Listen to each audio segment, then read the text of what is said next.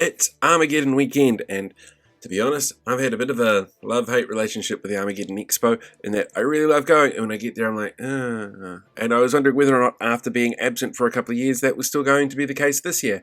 And yeah, it kinda was. Let's see how it all went.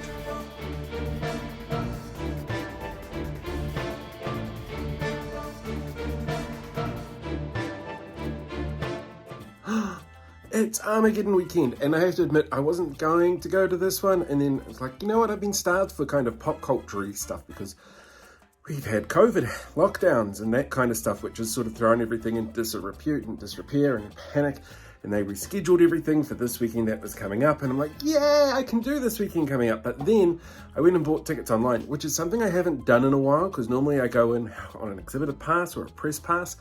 But I don't know what happened. The tickets that I selected for Saturday actually say Friday on them. It's Friday now. I'm not exactly sure how this is going to go, but I've asked them, I've emailed them and called the ticketing company and said, help! So we'll see how that goes, and I will keep you up to date on everything, because fingers crossed, we're going tomorrow, not tonight. I'm not prepared for tonight. I've got to do my hair and my makeup and all the rest of that kind of stuff. Onwards and upwards. Alright, so got the ticket sorted, next day, all good to go, went and found, luckily, a car park not far from the place, and as we're walking along we find this really cute little blue Mini with a United Federation of Planets, that's Star Trek for those that don't know, flag sitting on their roof. So adorable. But once you got in there, lots of people everywhere. Lots everywhere.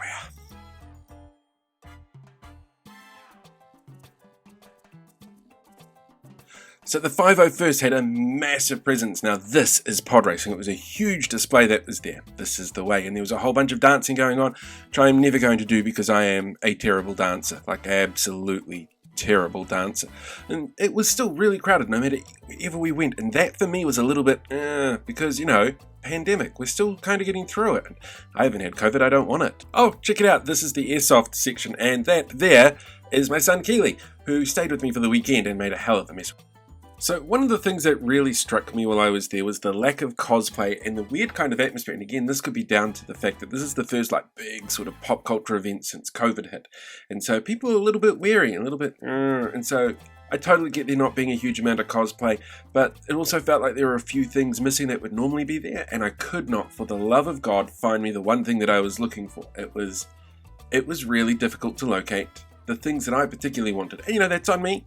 I set up my own expectations and I failed to meet them because I went in there not knowing exactly what to look for. But overall, still caught up with some friends, still saw a whole bunch of fun stuff, and it was a really fun sort of thing to do, to go back and go, yes, let's celebrate nerdom. But hey everybody, so Armageddon Expo, we've been here 2.5 hours, and I got to admit I'm kind of disappointed. And this does happen to me every year because I get so excited, I wake up super early and I'm tired by the time we get here. But then at the same time, this year doesn't have some of the big names that I've come to expect, like Retrospace or Mighty Ape. They just don't have a presence here.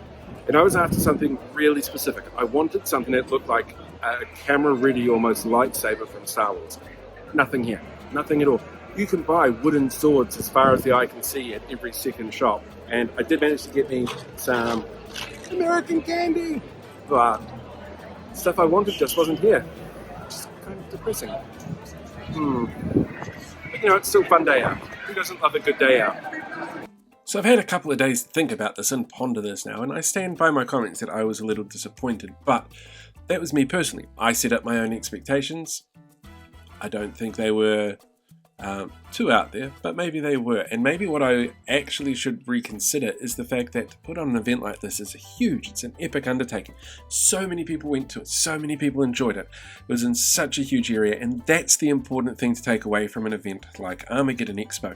Yeah, I might have been disappointed, but I'm also a 42-year-old man-child who's sitting around in a Star Wars shirt in the middle of the workday. I'm not the best person to judge these things, but I'm really impressed that they managed to put on an event and that so many people were really impressed with it, and that hopefully the stall holders did really well out of it, and that they can continue doing events like this and bring back guests in the future as the world slowly returns to normal.